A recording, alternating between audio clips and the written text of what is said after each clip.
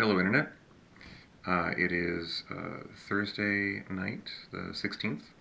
I'm home, back from the hospital.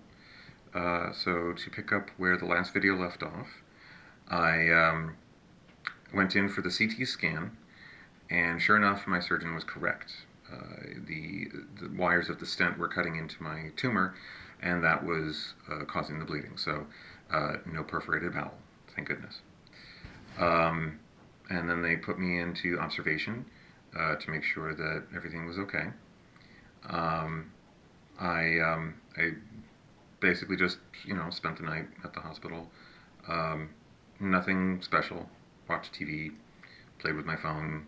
I felt abdominal pain, and so they gave me some fentanyl for that, and that was amazing. I don't know if you've ever had fentanyl.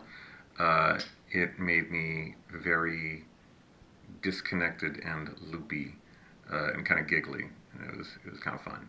But it wore off very quickly. Apparently, fentanyl wears off very quickly. So towards late evening, they gave me Percocet, which knocked me right the fuck out. Like I was dead to the world, which was fine with me because I suffer from insomnia, and God, I love falling to sleep that quickly. It doesn't happen often. And then morning, I finally was allowed to eat solid food, which was a relief because I hadn't had anything to eat at all yesterday.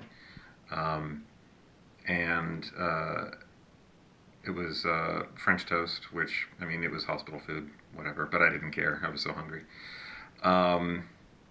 And they checked my vitals again, they checked my blood again, everything was fine. I was still feeling abdominal pain, so they gave me a prescription for Tramadol and discharged me.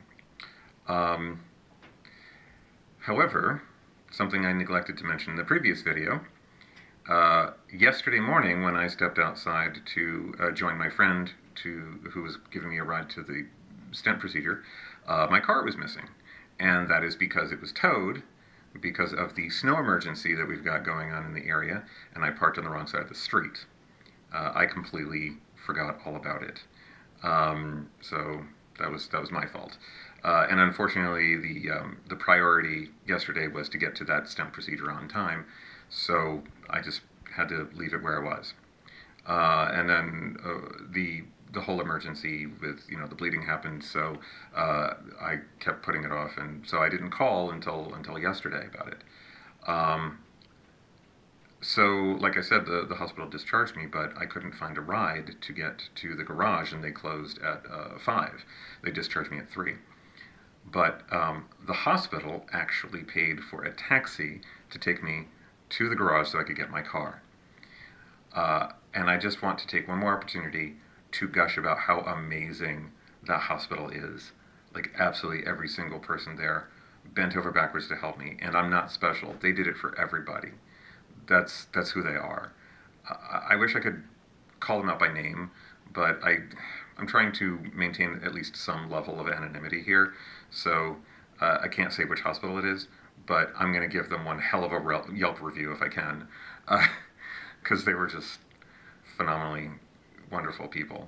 And also, I didn't mention this in the previous video, my friend who drove me to and from and all around town and stayed with me in the ER way longer than he really needed to. Dude, you're freaking awesome. I can't call you out by name, but you know who you are. You're the man. Thank you so much. So like I said, I'm home, and the past 2 days that were a frustrating nightmare are over, and I'm good. I'm doing all right. So I don't really have a whole lot coming up until next week. That's when I start the chemo next week. But I'll probably post some video or another between now and then. What else? That's all I can think of at the moment, so I'm going to go ahead and stop it here. But yeah, I'll post again soon. So until then, see ya.